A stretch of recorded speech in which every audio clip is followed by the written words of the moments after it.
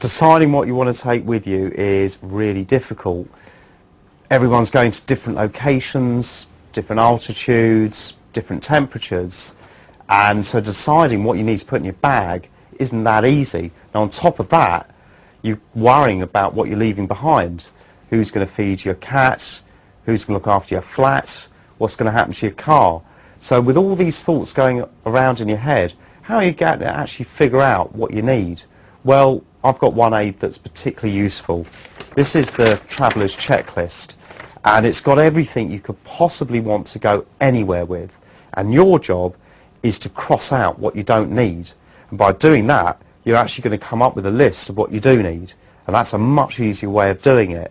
Now, on the checklist, things are broken down into different areas. And I think today all I want to do is look at these areas rather than individual items.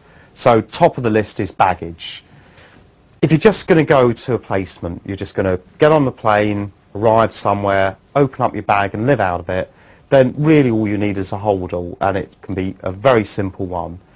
If on the other hand that this trip that you're going on is part of a much bigger trip, or maybe next year people are going to go off travelling so they want something to backpack with, then the new sort of travel sacks and wheelie bags you get are the thing to go for. There's loads of bags to choose from, isn't there?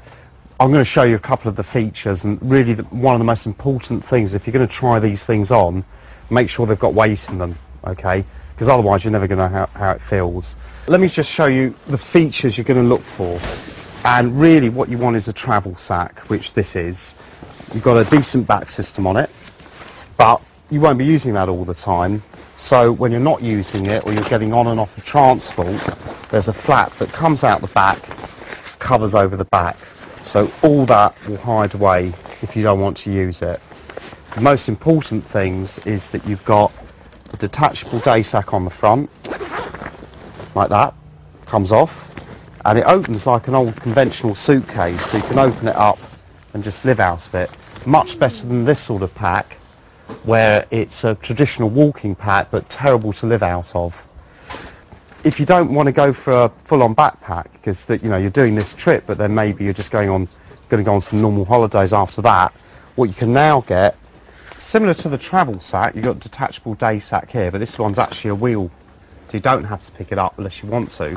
However, sometimes you might need to put it on your back, and you've got a back system as well.